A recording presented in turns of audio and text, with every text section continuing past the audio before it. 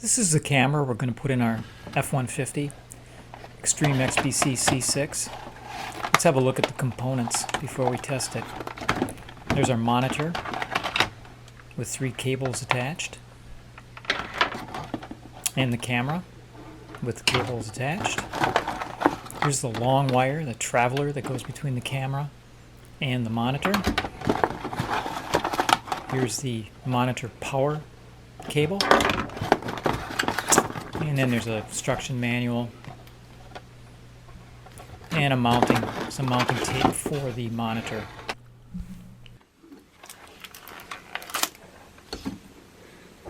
Okay, first let's put some power on the monitor. We have our 12-volt DC battery for testing purposes. This DC plug that it came with goes into the red jack. Now what I'm doing to simulate the car, I happen to have a jack, power jack, so I'll just plug this in here, and then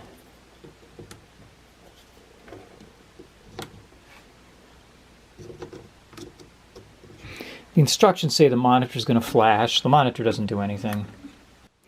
Next, let's connect the traveling cable, either yellow end.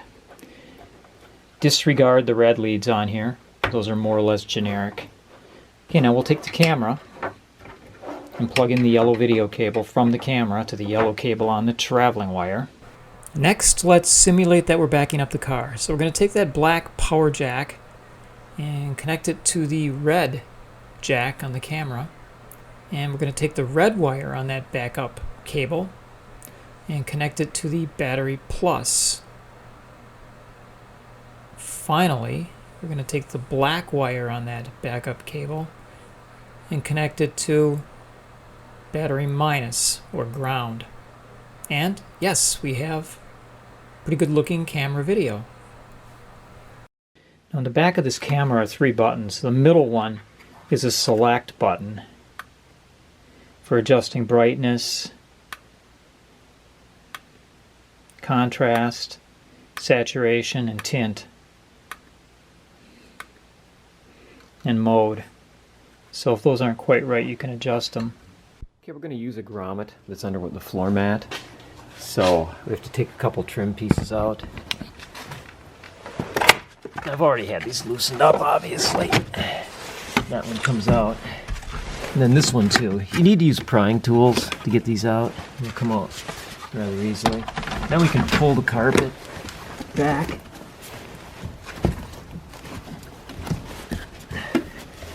There's actually a couple of options here. There's this small one right here, and I've softened these up already. And I think I'm going to use this one. There's also a larger one back here. But if you use that one, there's a support in the way, and you're going to have to run it to fish it through there to another hole. So this one is simpler. Okay, I have it hooked up to the tailgate, and I'm checking now for length. And it looks like we're going to have enough.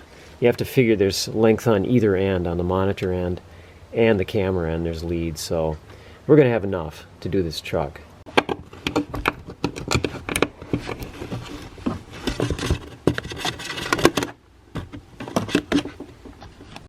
I cut a slit in this grommet with a utility knife, then warmed it up to soften it with a blow dryer. And now we're going to push this plug through there. And it's a little reluctant. Okay, let's reseat the grommet and pull as much of this traveling wire through as we can. See what we have left.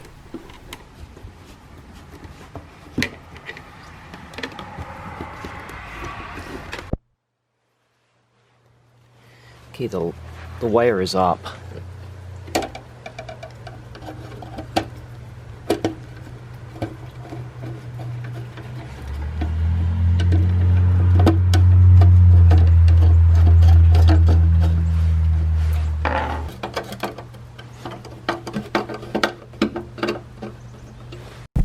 Okay, the camera's adjustable, so you can point it right down at a hitch ball to make it easy to hook up a trailer. And this is going to be simple enough.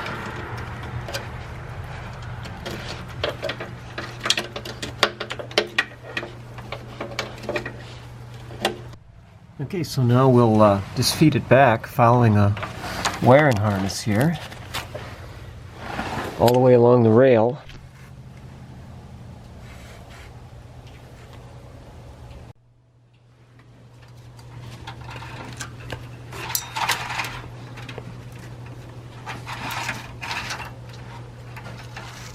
So I have a wire puller here, and I've attached my lead to the wire pull.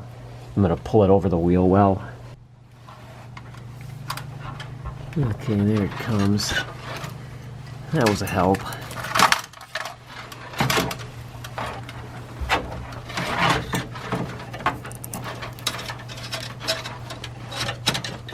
Definite time saver.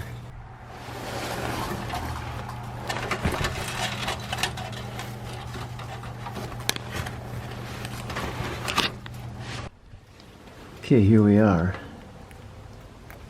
Now we're going to tape this connection too. We're not just going to plug it in because this could come loose. You could tape up this red wire too. It's not needed. Okay, now we'll take up the slack back in the other direction. We know how much we need here.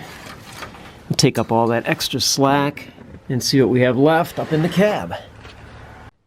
Okay, so now we're taking up the slack right up through into the cab, and that's it.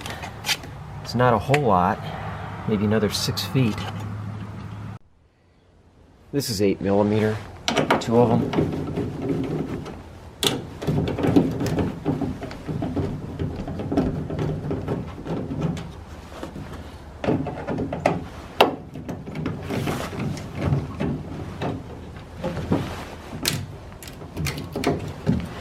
Panel fasteners behind here.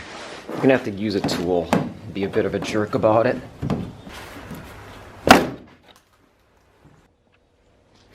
Okay, here's the backup light.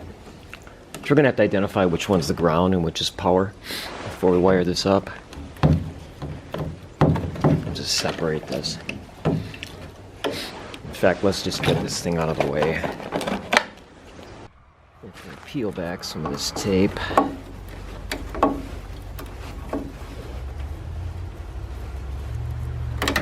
Yeah, that should be enough. You can determine the ground and the 12-volt wire by taking a resistance reading to ground. Get something that'll probe that and find a good ground. The lower resistance, that's 0.4, is the ground of the two. So I have 0.4 on the black wire, and I've got 4. And I have a poor connection here. You have a higher resistance reading on the other wire, on the black with a purple stripe. So that's the 12-volt wire. Okay, get a hold of your backup power cable then, the one with the black plug on it, red and black wires. And we're going to fish it down through here, following the wiring that comes to the lighting wiring. Now I'll have to get underneath there and see if we can locate that. Okay, so there it is.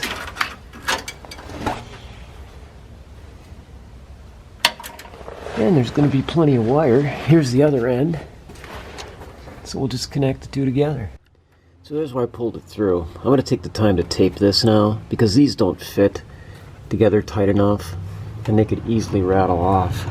Now initially we put automotive splice type connectors in here, but the wiring on this kit is too small and they didn't work, so we had to cut the wire and go to a butt splice, as I'll show next. Okay, I'm crimping in a butt splice. These wires are too fine that come with the kit.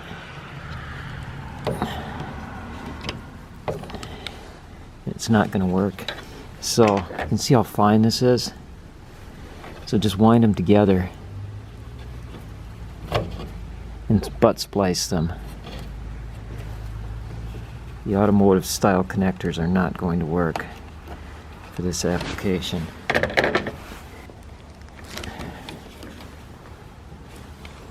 Before we put this all the way back together, let's test it. Make sure it's going to work. Alright, let's put it in neutral, shift into reverse. And voila, we do have good looking video here coming from that camera. Okay, let's put this back in.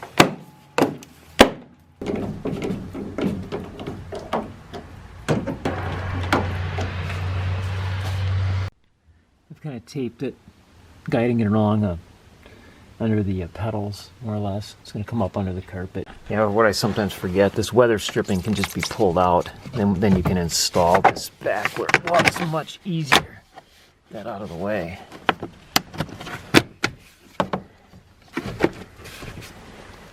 And then the trim goes back over.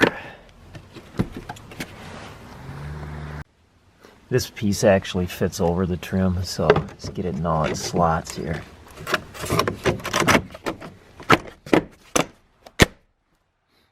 Doing a little cleanup work. I zip tied this most of the way along the rail going toward the camera in the back. Just find a few spots where you can securely attach it.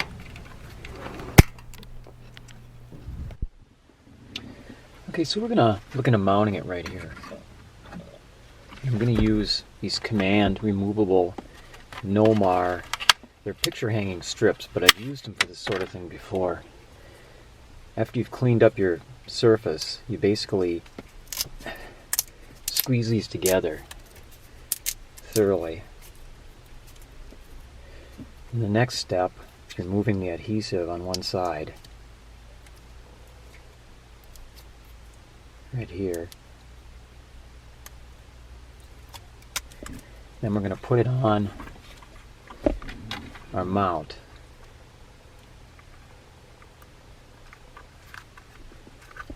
And hold that for about 20 seconds. Okay, then we're taking off the other adhesive backing and put it into place. I'm going to put it so that that door, when it opens, doesn't hit it. It should do fine right there. Now we're going to hold it again for 20 seconds. And we'll see what we have. One of these strips is rated to hold 3 pounds. This doesn't weigh 3 pounds.